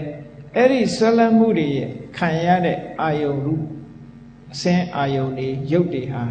ဒါရူပဥပါဒณะခန္ဓာရူပဥပါဒณะခန္ဓာလို့ဒီလိုပြောဝေဒနာကြတော့ဆွဲလန်းလို့ရတဲ့ဝေဒနာရှိတယ်ဆွဲလို့မရတဲ့ဝေဒနာရှိတယ်တင်ညာကလည်းဆွဲလန်းလို့ရတဲ့တင်ညာရှိတယ်ဆွဲလန်းလို့မရတဲ့တင်ညာရှိတယ်သင်္ခါရကလည်းဆွဲလန်းလို့ရတဲ့သင်္ခါရရှိတယ်ဆွဲလန်းလို့မရတဲ့ဟာရှိတယ်ဝိညာဉ်နဲ့ခန္ဓာလည်းဆွဲလန်းလို့ရတာရှိတယ်ဆွဲလန်းလို့မရတာရှိတယ်ဘယ်ဟာတွေကဆွဲလန်းလို့မရတယ်လဲလို့ဆိုလို့ရှိရင်လောကုတ္တရာမက်စိတ်လို့ခေါ်တဲ့ဖို့စိတ်လို့ဆိုတဲ့ဝိညာဉ်နဲ့ခန္ဓာဒီတဏှာနဲ့ဆွဲလို့မရတဲ့ဟာဘာဖြစ်လို့လဲဆိုတော့တဏှာအကြိုက်မှမဟုတ်တာဟုတ်တဏှာကိုပယ်တတ်တဲ့တရားဆိုတော့တဏှာကသူ့အနာကိုမကတ်နိုင်ဘူးသူလိုချင်တဲ့ဟာမဟုတ်သည့်အတွက်ကြောင့်ဆွဲလန်းမှုမရှိဘူးသူကလောကုတ္တရာလောကအပြင်ဘက်ကိုရောက်သွားလောကကိုကြော်တက်သွားတယ်ဘာနဲ့ဥပမာပေးထားတော့ဆိုလို့ရှိရင်ကြည့်လေရင်ကောင်ဆိုတာတရတိမဲ့ဝင်းဆိုလို့ရှိရင်ရင်ကောင်ကြီးတွေလာမနာဘူးလားနားပါတယ်နားတယ်ကောင်းပြီအဲ့ဒီတရတိနဲ့တူအောင်လုပ်ပြီးတော့တန်ကိုမီးဖုတ်ထားလို့ရှိရင်အဲ့ဒီမီးဖုတ်ထားတဲ့တန်ရဲကြီးကိုလာနားရလားနားပါဘူးနားနိုင်ဘူးတန်ပေါ်မှာမနားရဲဘူးအဲ့ဒါလိုပဲဒီသူနဲ့အမတန်မှအလန့်กว่าတဏှာဒိဋ္ဌိရဲ့အာယုံမဖြစ်ဘူးလောကုတ္တရာစိတ်တွေမှာတဏှာဒိဋ္ဌိရဲ့အာယုံမဖြစ်နိုင်ဘူးကိုမရသည့်အတွက်ကြောင့်လည်းမဆွဲလန်းဘူးအမတန်မှအရှိန်အဝါကြီးသည့်အတွက်ကြောင့်လည်းမဆွဲလန်းဘူးထို့တူမက်စိတ်ဖို့စိတ်နဲ့ရှင်တွဲလာတဲ့ခံစားချက်ဝေဒနာမက်စိတ်ရှင်စိတ်နဲ့မက်စိတ်ဖို့စိတ်နဲ့ရှင်တွဲလာတဲ့တင်ညာမှတ်သားချက်တွေမက်စိတ်ဖို့စိတ်နဲ့ရှင်တွဲလာတဲ့သင်္ခါရလို့ဆိုတဲ့စိတ်ဆော်ချက်တွေအဲ့ဒါတွေဟာတဏှာဒိဋ္ဌိတို့ရဲ့ဆွဲလန်းလို့ရတဲ့အရာတွေမဟုတ်သည့်အတွက်ကြောင့်သူတို့ကိုဥပါဒณะခန္ဓာထဲမှာမထည့်ဘူးအဲ့တော့ဥပါဒณะခန္ဓာဆိုတာလောကီစိတ်နဲ့ထိုလောကီစိတ်မှာရှင်ပြီးတော့ဖြစ်တဲ့ဝေဒနာတင်ညာသင်္ခါရတွေကိုဥပါဒณะခန္ဓာလို့ဒီလိုပြောတာမှန်ပါပါဗျာအေးနှစ်ခုပေါင်းကြည့်လိုက်တဲ့အခါရူပခန္ဓာလို့ဆိုတာအလုံးကိုခြုံပြီးတော့ပြောတာအစုသဘာဝတရားမှန်သမျှကိုအကျွင့်ကြံမရှိအောင်စုလိုက်လို့ရှိရင်ခန္ဓာအဲ့ဒီသဘာဝတရားတွေကဥပါဒဏ်နဲ့ဆွဲလို့ရတဲ့ဥပါဒဏ်ရဲ့အာယုဖြစ်နိုင်တဲ့ခန္ဓာကိုကြတော့ဥပါဒณะခန္ဓာလို့ဒီလိုသုံးတာဒါဖြင့်ဒီလိုနှမျိုးဘာဖြစ်လို့သုံးရသလဲလို့ဆိုလို့ရှိရင်ပထမသုံးလိုက်တာကတော့သာမညအားဖြင့်နော်သဘာဝတရားတွေအလုံးကိုစုပေါင်းပြီးတော့ပြောတဲ့အနေနဲ့သုံးလိုက်တာနောက်ဟာကြတော့အာသဝတရားတွေဥပါဒံတရားတွေရဲ့ဆွဲလန်းရတတ်တတ်ကိုထုတ်ပြီးတော့ပြတဲ့အနေနဲ့သုံးတာဒါဖြင့်ဘာဖြစ်လို့ထုတ်ပြီးတော့ပြရတယ်လဲလို့ဆိုလို့ရှိရင်ဝိပဿနာရှုဖို့အတွက်ဝိပဿနာရှုတဲ့အခါမှာအာယုံအဖြစ်သုံးပြုဖို့မြတ်စွာဘုရားကဥပါဒณะခန္ဓာကိုဟောတာအဲ့တော့လောကုတ္တရာစိတ်စေတသိက်တွေကိုရှုလို့မရဘူးဘာဖြစ်လို့မရသလဲကိုမမရတာ မရတဲ့ဟာဆိုတာရှုလို့မရရှိတဲ့ဟာပဲရှုလို့ရတဏှာရဲ့ဆွဲလန်းရာခန္ဓာကိုတဏှာကိုဖြုတ်ဖို့ရှုရဒိဋ္ဌိဆွဲလန်းတဲ့ခန္ဓာကိုဒိဋ္ဌိဖြုတ်ဖို့ရှုတယ်မဆွဲမှမဆွဲတာဘာသွားဖြုတ်เสียမရှိเนาะဒါကြောင့်မို့ရှုเสียလည်းမလိုဘူးလို့ဒီလိုပြောတာเนาะအဲ့ဒါကြောင့်မို့လို့အစွဲပြုတ်ဖို့အတွက်ကမ္မထအလုပ်လုပ်တယ်ဆိုတာနှစ်ပေါင်းများစွာကငါဟာလို့တွေ့တာလာခဲ့တယ်ငါလို့ထင်မှတ်လာခဲ့တယ်အဲ့ဒီထင်မှတ်နေတဲ့အမှားကြီးကိုပြတ်ွယ်သွားအောင်အမှန်မြင်လာအောင်ရှုမှတ်ပွားများတာကိုအဲ့ဒီရှုမှတ်ပွားများတဲ့အခါဒီအမှားလို့မြင်တဲ့အရာကိုပဲထပ်ချိဖို့လိုတယ်တခြားဟာကိုကြည့်ရမှာမဟုတ်ဘူးဘယ်ပေါ်မှာငါလို့ထင်နေသလဲဘယ်ပေါ်မှာငါဥစ္စာလို့ထင်နေသလဲငါလို့ထင်တဲ့အရာကိုငါပျောက်သွားသည့်အထိအောင်တဘာဝမြင်သည့်အထိအောင်ကြည့်ဖို့လိုတယ်ငါဟာလို့ထင်တဲ့အရာတခုတကယ်ငါဟာဟုတ်ကလားလို့ဆိုတာစစ်ဆေးကြည့်ရှုတဲ့အနေနဲ့ကြည့်ရအဲ့ဒီငါဟာလို့ထင်တဲ့အထင်ပျောက်သွားသည့်အထိအောင်ရှုရမယ်လို့ဒီလိုပြောတယ်ဒါကြောင့်မို့လို့ဥပါဒณะခန္ဓာဆိုတာဝိပဿနာရှုเสียအာယုံကိုပြဖို့ရအတွက်မြတ်စွာဘုရားကဥပါဒณะခန္ဓာကိုဟောတယ်ခန္ဓာကိုဟောတာတော့တာမင်ညတဘာဝတရားတွေအလုံးကိုခြုံငုံပြီးတော့ဟောတယ်လို့ဒီလိုမှတ်ရမယ်ဒါဖြင့်မြတ်စွာဘုရားကခန္ဓာကိုဘာဖြစ်လို့၅ပါးတဲ့ဟောလဲ6ပါး9ပါး10ပါး9ပါးဟောလို့မရဘူးလားသို့မဟုတ်၅ပါးဆိုတာမများဘူးလား2ခုလောက်ဟောလိုက်မရဘူးလားရူပခန္ဓာနဲ့နာမခန္ဓာဆိုပြီးတော့2ခုလောက်တင်ဟောလိုက်ရင်မရဘူးလားလို့မေးစရာလေးရှိလာမေးစရာရှိလာတဲ့အခါကျသဘာဝတရားတစ်ခုမြတ်စွာဘုရားဟောပြီးစအမတ်တမဲ့မဟုတ်ဘူးခန္ဓာဘာကြောင့်5ခုလိုအပ်တယ်လဲလို့ဆိုလို့ရှိရင်ကြည့်5မျိုးပြောမှပြည့်စုံနေဆိုတဲ့အဓိပ္ပာယ်ပြောတယ်5ခုပြောမှဒီသဘာဝတရားကိုရှုမြင်သုံးသပ်တဲ့အခါမှာဒီ5မျိုးကိုခွဲခြားပြီးတော့ပြောနိုင်ပါကဲဆိုပါစို့ဘုန်းကြီးတို့တွေလူတွေက40နဲ့အမျှမနေ့ချိန်မှဆိုရင်နာနဲ့စာစားတယ်နေ့လည်ဆိုရင်နေ့လည်စာစားကြညနေရောက်တဲ့အခါညနေစာစားကြအစာစားတယ်ဆိုရင်နေရအဲ့ဒီလိုအစာတစ်ခုစားဖို့ရအတွက်ဘယ်နှခုလိုအပ်တယ်လဲစဉ်းစားကြည့်ဘယ်နှခုလိုအပ်တယ်လဲဆိုစားတော့မယ်ဆိုလို့ရှိရင်စားတဲ့လူရှိဖို့လိုအပ်တယ်နော်မှန်ပါပါဗျာစားတဲ့လူကတယောက်ဖြစ်မယ်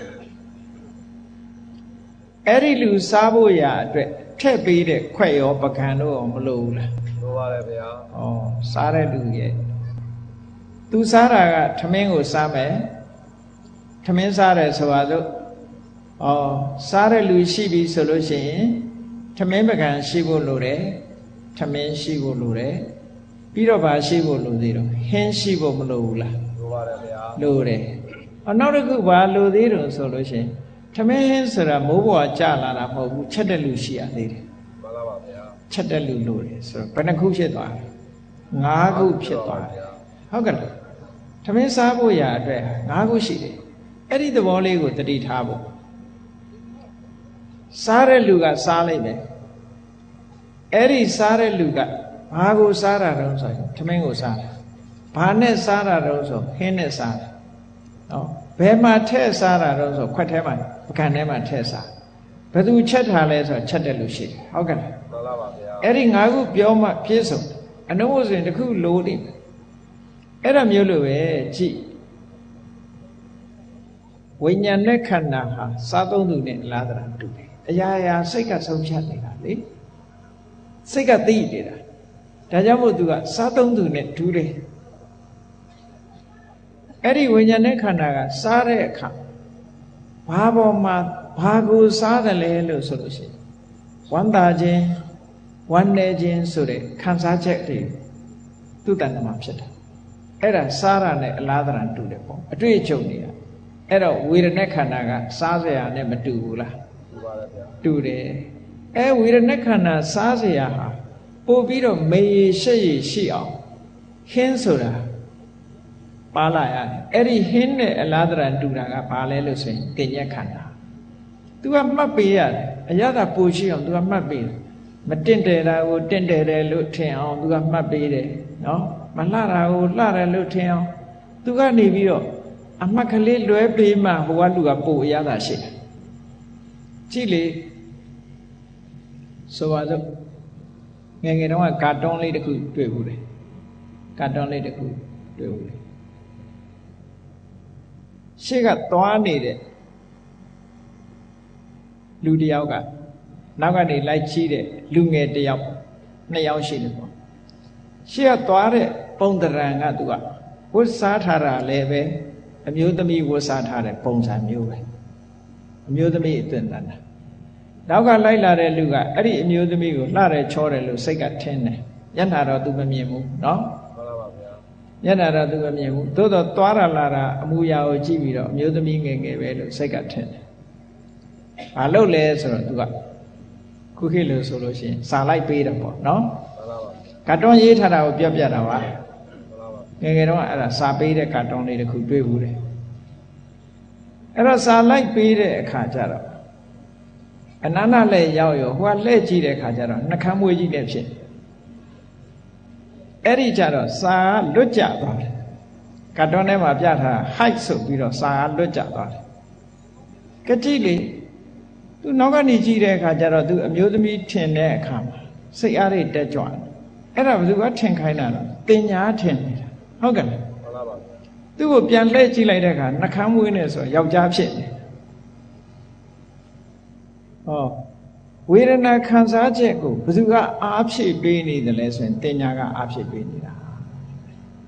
လှတယ်ချောတယ်လို့ဆိုတာတင်ညာကထင်မှတ်ပေးအကယ်၍တင်ညာကအတုပတင်ညာမလှဘူးမချောဘူးမမြဲဘူးဆိုတဲ့အမှတ်တင်ညာတွေရှိနေမယ်ဆိုရင်ဝေဒနာခံစားမှုကရှိပါမလားရှိတယ်မရှိနိုင်ဒါကြောင့်မို့လို့တင်ညာကဟင်းလျာနဲ့အလန်းတူတာ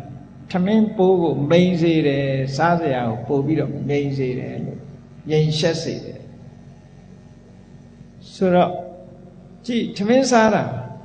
ခွက်ထဲမှာထဲစားတယ်လို့အဲ့ဒီဝေဒနာတင်ညာတော့ဘယ်ပေါ်မှာဖြစ်ပေါ်လာတာတော့ဆိုရုပ်ခန္ဓာပေါ်မှာဖြစ်တယ်ဒါကြောင့်မို့ရုပ်ခန္ဓာကိုယ်ကြီးကထမင်းခွက်နဲ့ထမင်းမကန်နဲ့အလားတရတူတယ်ချက်ပြုတ်သူကတော့သင်္ခါရခန္ဓာပဲပြုပြင်စီမံပေးတာသူကစိတ်ကူးပေးတယ်တွေးပေးတယ်လှုပ်ပေးတယ်သူကအကုန်လုံးသင်္ခါရဆိုတာဟောအဲ့ဒါကြောင့်မလို့ပေါင်းလိုက်မယ်ဆိုလို့ရှိရင်ဥပမာလေးခန္ဓာ၅ပါးလို့ဘာကြောင့်ဟောရတယ်လဲလို့ဆိုရင်ကြည့်ထမင်းပကံနဲ့ရူပခန္ဓာနဲ့တူတယ်ထမင်းနဲ့ဝေဒနာခန္ဓာနဲ့တူတယ်ဟင်းလျာနဲ့တင်ညက်ခန္ဓာနဲ့တူတယ်ချက်ပြုတ်သူနဲ့သင်္ခါရခန္ဓာနဲ့တူတယ်စားသုံးသူနဲ့ဝိညာဉ်နဲ့ခန္ဓာတူတယ်ဒါကြောင့်မလို့ဘုန်းကြီးတို့တွေရဲ့တဏ္ဍာမှာပြည့်စုံအောင်လို့မြတ်စွာဘုရားခန္ဓာ၅ပါးလို့ပြောတာနော်မှန်ပါပါဗျာအဲ့ဒီခန္ဓာ၅ပါးရှိနေလို့ရှိရင်တန်တရားထဲမှာသွားလျောခုနဒီခန္ဓာ၅ပါးပေါ်မှာတဏှာအမြင်တွေနဲ့တဏှာအတွေ့တွေနဲ့ဆွဲလန်းနေမယ်ဒိဋ္ဌိအမြင်တွေနဲ့ဆွဲလန်းနေမယ်ဆိုလို့ရှိရင်ကြည့်တန်တရားကြီးမှာတမိတ်တမောဒီခန္ဓာပြီးရင်နောက်ခန္ဓာနောက်ခန္ဓာပြီးရင်နောက်ခန္ဓာနဲ့မဆုံးနိုင်တဲ့တန်တရားခရီးကိုရှောက်လန်းခဲ့ကြတယ်ဒီတဘာဝတရားတွေကိုအမှန်တိုင်းမသိဘူးဆိုရင်နောက်အနာဂတ်လည်းပဲမဆုံးနိုင်တဲ့တန်တရားကြီးတွေမှာရှောက်လန်းနေကြရအောင်ပါပဲရှောက်လန်းနေဆိုတာတက်တက်တာရှောက်လန်းရတာမဟုတ်ဘူးတခါတရံကြတော့အလွန်ဒုက္ခရောက်တယ်ငရဲရောက်သွားရင်လွန်ဒုက္ခရောက်တယ်တရိစ္ဆာန်ဖြစ်သွားရင်လွန်ဒုက္ခရောက်တယ်ပြိတ္တာဖြစ်သွားရင်လွန်ဒုက္ခရောက်တယ်အေးနတ်ဖြစ်တဲ့အခါနည်းနည်းသက်သာပဲဗြဟ္မာဖြစ်တဲ့အခါမှာသက်သာတယ်လူဖြစ်တဲ့အခါသက်သာတယ်ဒါပဲရှိတယ်သို့တော်လေသက်သာတယ်လို့ဆိုတိုင်းတတ္တဝါဖြစ်လာပြီဆိုရင်နောက်ဆုံးမှာသေခြင်းဆိုတာနဲ့ဆုံးသတ်မှာရှိပဲဟုတ်ကဲ့လားမှန်ပါပါဗျာအားလုံးဟာသေဆုံးခြင်းမှာပဲဆုံးသတ်ရမှာဆိုတော့ကျင့်တတ်เสียတခုမှမကောင်းဘူးခိုင်မာတာတခုမှမရှိဘူးအဲ့ဒါကြောင့်လို့မြတ်စွာဘုရားကတရားရှုတဲ့အခါမှာလည်းအခုလိုပြည့်ပြည့်စုံစုံသဘာဝတစ်ခုခန္ဓာ၅ပါးလို့ဆိုပြီးပြည့်ပြည့်စုံစုံဟောတယ်နောက်ဥပမာတစ်ခုနဲ့ကြည့်ကြအောင်ဆိုဘာဖြစ်လို့ခန္ဓာ၅ပါးလို့မြတ်စွာဘုရား၅ခဏနဲ့ဟောရတယ်ချဲထိုးခြင်းတဲ့လူတွေက၅နဲ့သွားထိုးမနေနဲ့ခန္ဓာ၅ပါးလို့ဟောတာကြည့်မြတ်စွာဘုရားကပြည့်စုံအောင်ဟောထားတယ် န္ဓာ၅ပါးမှာဥပမာတစ်ခုပြောရအောင်လောကလူတွေနေမကောင်းထိုင်မသာရှိလာပြီဆိုရင်ဘယ်လိုသတ်မှတ်လဲလူနာလို့သတ်မှတ်တယ်ဟုတ်လားမှန်ပါပါဗျာလူနာရှိတယ်ဟောလူနာရှိလို့ရှိရင်အဲ့ဒီလူနာဆေးကုတဲ့နေရာရောမရှိရဘူးလားရှိရပါတယ်ရှိရတယ်အဲ့ဒါကဆေးရုံပေါ့နော်မှန်ပါပါဗျာအဲ့ဒီလိုလူနာရှိတယ်ဆေးရုံရှိတယ်ပြီးတော့သူ့မှာလူနာလို့ခေါ်ခံရလောက်အောင်ယောဂရောမရှိဘူးလားရှိပါတယ်ဗျာယောဂလည်းရှိတယ်အဲ့ဒီယောဂဖြစ်ပေါ်လာခြင်းရဲ့အကြောင်းတရားရောမရှိဘူးလားရှိပါတယ်ရှိတယ်အဲ့ဒီယောဂတွေဖြစ်လာရတာဖြစ်လာတဲ့ယောဂဝေဒနာတွေကမပြောက်ဖဲနဲ့တိုးနေတာသူမတည့်တာတွေစားတာရောမရှိနိုင်ဘူးလားရှိရပါတယ်ရှိတယ်ဟောပေါင်းလိုက်ရင်၅ခုရှိတယ်ဟောလူမမာရဲ့ဆေးရုံရဲ့ယောဂရဲ့ယောဂဖြစ်ခြင်းရဲ့အကြောင်းရဲ့မတည့်တာစားတာ၅ခုဖြစ်တယ်အဲ့တော့အဲ့ဒီနေရာမှာလူနာဆိုတာဘယ်သူကိုပြောတာလဲလို့ဆိုဝိညာဉ်နဲ့ခန္ဓာကိုပြောတယ်ဝိညာဉ်နဲ့ခန္ဓာလူနာယောဂဆိုတာဘယ်သူကိုပြောတာလဲဆိုဝေဒနာခန္ဓာယောဂဖြစ်ခြင်းအကြောင်းကဘာလဲဆိုရင်တင်ညက်ခန္ဓာသူကလွယ်လွယ်မမမှတ်တာမို့တင်ညက်ခန္ဓာမတည့်တာစားတယ်ဆိုတာသင်္ခါရခန္ဓာအဲ့ဒီယောဂဝေဒနာရဲ့ယောဂရှိသူလူနာရဲ့နေထိုင်ရာဆေးရုံလို့ပဲပြောပြောလူနာယုံလို့ပဲပြောပြောဟိုရှိတုန်းကတော့လူနာယုံလို့ခေါ်တယ်အဲ့ဒါပိုကောင်းတယ်နော်မှန်ပါပါမင်းတို့မဲ့လက်ထက်တုန်းကလူနာယုံလို့ခေါ်တာပဲအဲ့ဒါလူနာယုံနဲ့လူအိုယုံနဲ့အဲ့လိုခေါ်တယ်အခုတော့နာမည်လေးတွေကလှသွားတယ်ဘိုးဘွားရိတ်တာတဲ့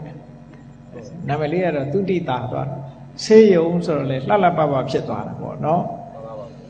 အဲ့တော့လူနာနေတဲ့နေရာရူပခန္ဓာလူနာနေတဲ့နေရာဟောအဲ့ဒီရှုထောင့်ကကြည့်လိုက်မယ်ဆိုလို့ရှိရင်လည်းပဲခန္ဓာ၅ပါးပဲဟောရမှာပဲ၅ခုပြောမှပြည့်စုံတယ်ကဲနောက်တစ်ခု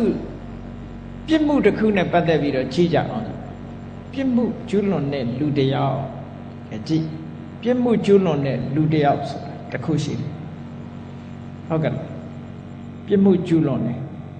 ပြစ်မှုကျူးလွန်တဲ့လူကိုဖမ်းဆီးပြီးတော့ရိုက်နဲ့စစ်မေးတာတွေပဲမလုပ်ဘူးလားလုပ်ပါတယ်ဗျာညှင်းဆဲခံရနော်အပြစ်ဆိုတာသူ့မှာမရှိဘူးလားရှိတယ်အဲ့ဒီရိုက်နဲ့စစ်ဆေးမှုကိုပြုလုပ်တယ်ဆိုတာရောမရှိဘူးလားရှိပါတယ်ရှိတယ်ထောင်ချတဲ့နေရာရောမရှိဘူးလားရှိပါတယ်ဗျာ၅ခုရှိတယ်အဲ့ဒါကြောင့်မလို့အဲ့ဒီရှုထောင့်ကနေကြည့်ပြီးတော့လည်းပဲရူပခန္ဓာကိုထောင်လို့ပြောတာဝေဒနာခန္ဓာကိုညှဉ်းပန်းနှိပ်စက်မှုဟုတ်တယ်ဗောဒုက္ခဖြစ်နော်ဒုက္ခဝေဒနာဆိုညှဉ်းပန်းနှိပ်စက်တဲ့သဘောပဲညှဉ်းပန်းနှိပ်စက်တဲ့သဘောပဲတင်ညက်ခန္ဓာကအပြစ်တွေကိုပြုလုပ်ထားတယ်အလားတရာတူတယ်အပြစ်နဲ့အလားတရာတူတယ်အဲ့ဒီအပြစ်ကိုညှဉ်းပန်းနှိပ်စက်မှုကိုပြုတာသင်္ခါရခန္ဓာတူတယ်အပြစ်ကိုပြုလုပ်သူကတော့ဝိညာဉ်နဲ့ခန္ဓာနဲ့တူတယ်လို့အဲ့ဒီရှုထောင့်ကနေကြည့်ပြီးတော့လည်းပဲမြတ်စွာဘုရားခန္ဓာ၅ပါးကိုဟောတယ်အဲ့ဒီခန္ဓာဟာဘုန်းကြီးတို့တွေကိုယ်နဲ့အနည်းဆက်ဆုံးဖြစ်နေတဲ့ဒီခန္ဓာတွေကိုတဘာဝအနေနဲ့သုတ္တမယဉာဏ်အနေနဲ့ဟောဒီခန္ဓာလေးကိုမသိဘူးလို့ဆိုလို့ရှိရင်ဘုရားပွင့်နာနဲ့ကြုံရပြီးတော့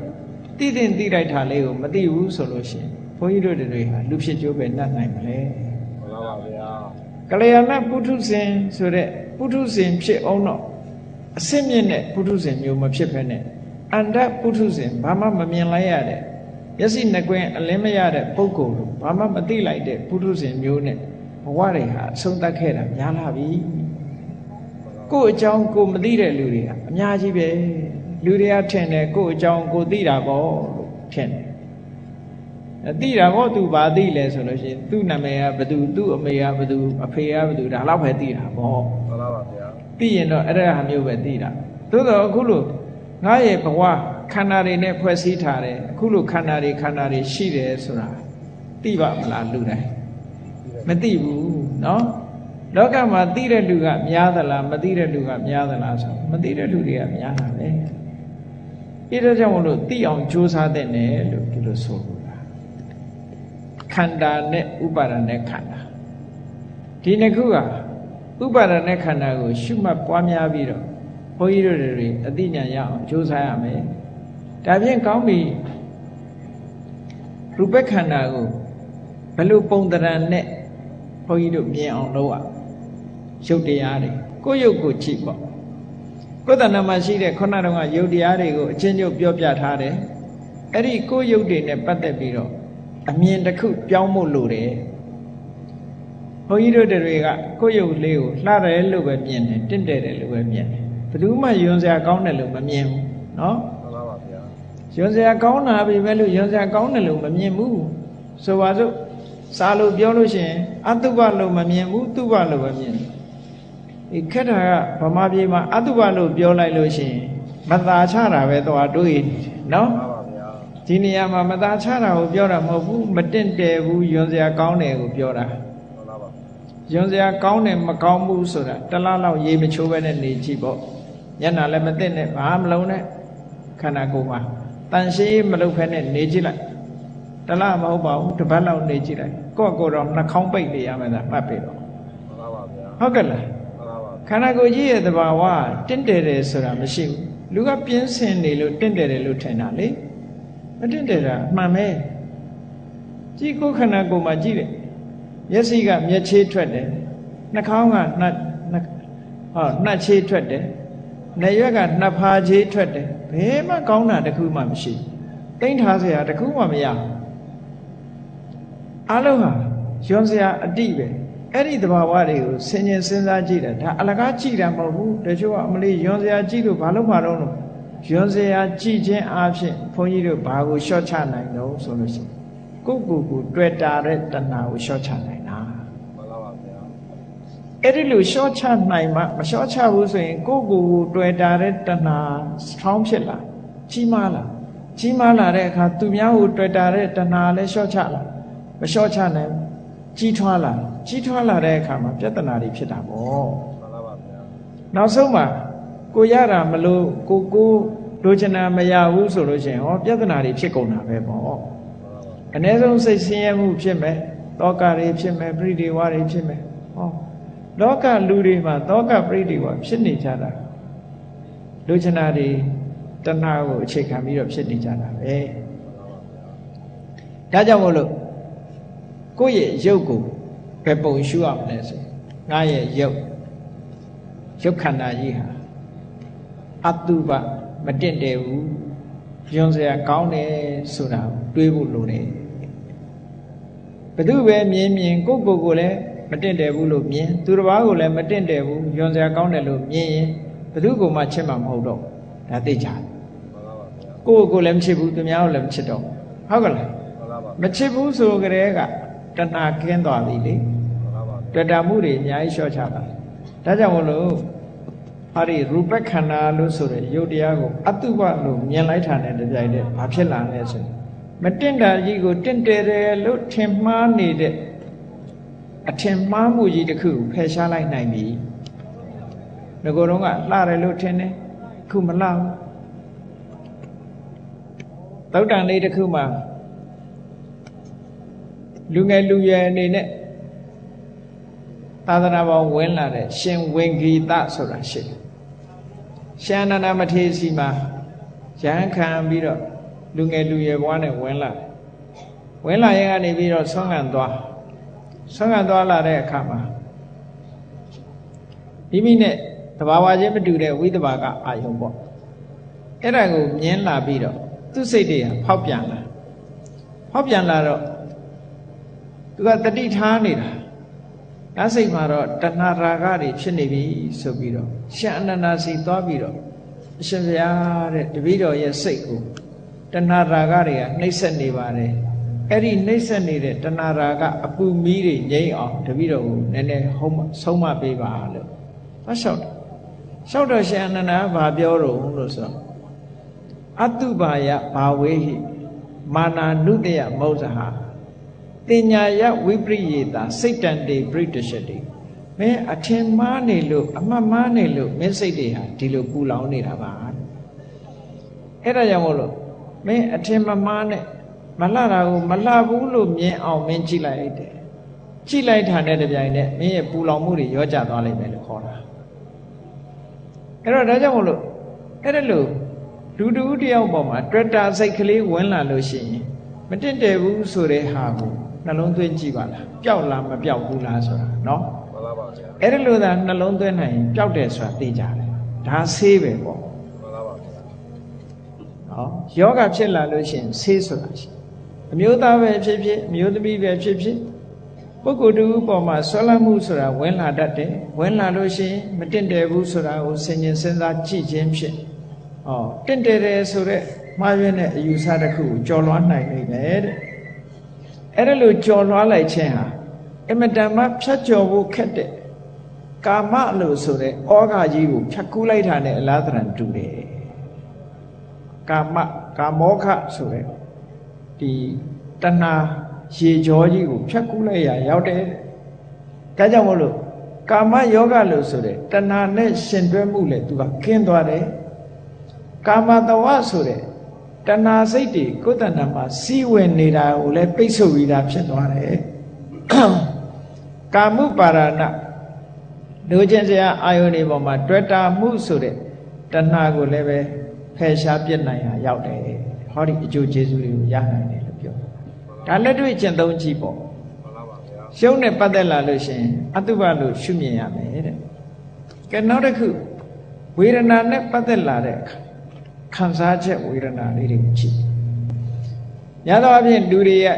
နှစ်သက်နေတာကဒုက္ခဝေဒနာနေလို့ထိုင်လို့ကောင်းပြီစိတ်ကပျော်ပြီဆိုလို့ရှိရင်ဘောကြလူတွေဟာကြည့်လေဆုတောင်းတာကိုကပျော်ရွှင်ချမ်းမြေ့ကြပါစေဆုတောင်းတာပဲဟုတ်ကဲ့လား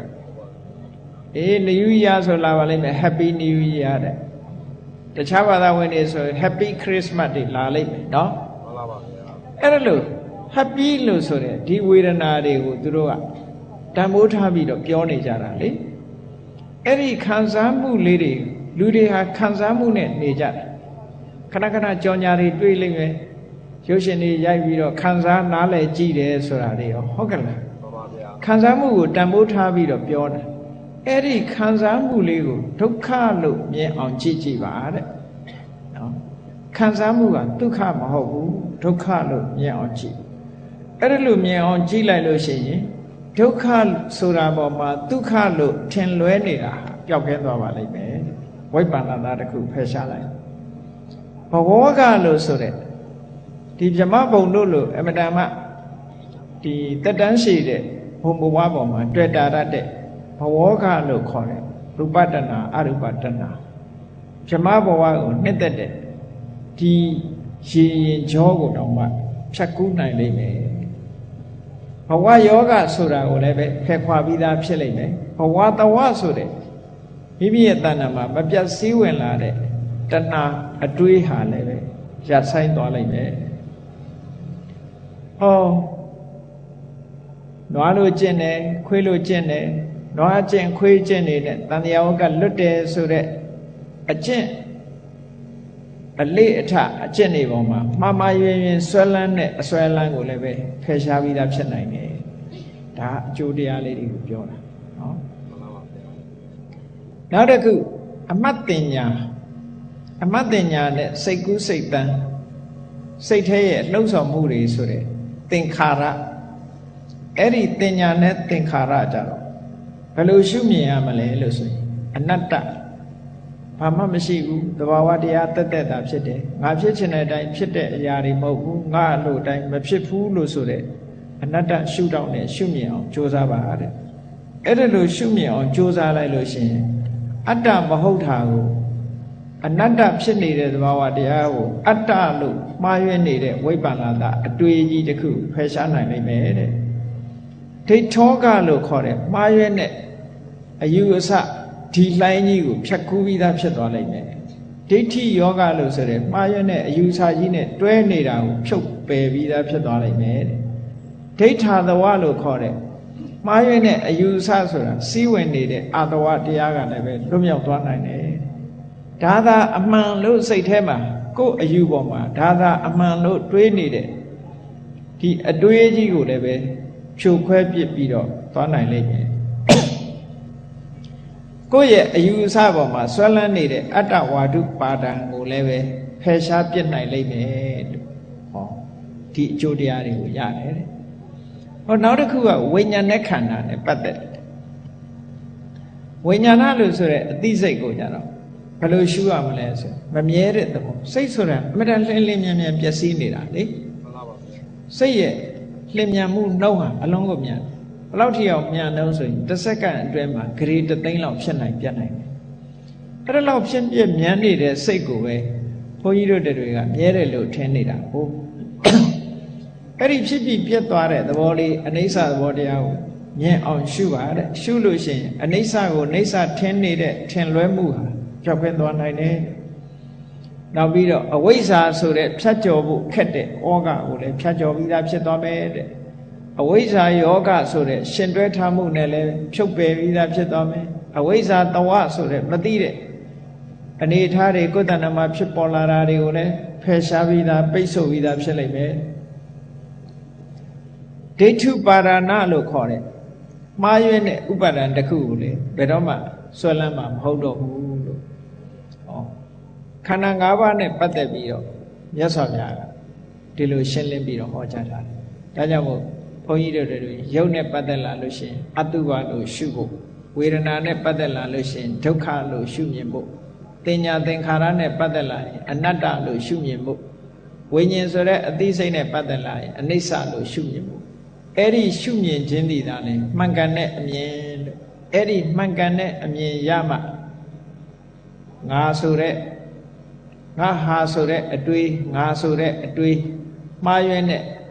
အတွေးမှားအမြင်မှားတွေဟာပျောက်ကွင်းသွားမှာဖြစ်တယ်ဒါကြောင့်မို့တရားချစ်ခင်သူတော်စင်ပြိဿအပေါင်းတို့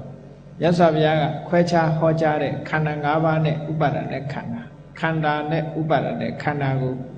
ရှင်းလင်းစွာသိရှိနားလည်ပြီးတဲ့အခါမှာခန္ဓာဆိုတာလဲဒုသဏ္ဍာမှာရှိတဲ့အရာဥပါဒณะခန္ဓာဒုသဏ္ဍာမှာရှိနေတဲ့အရာဒုသဏ္ဍာမှာရှိနေတဲ့အရာတွေကိုတို့တွေဟာအမှန်တိုင်းမြင်ဖို့အရေးကြီးပါလားလို့ကိုယ်စီသဘောကျပြီးတော့အမှန်တိုင်းမြင်အောင်ကျင့်ကြံကြိုးကုပ်အားထုတ်တော်မူနိုင်ကြပါစေကုန်သတည်းသာဓုသာဓုသာဓု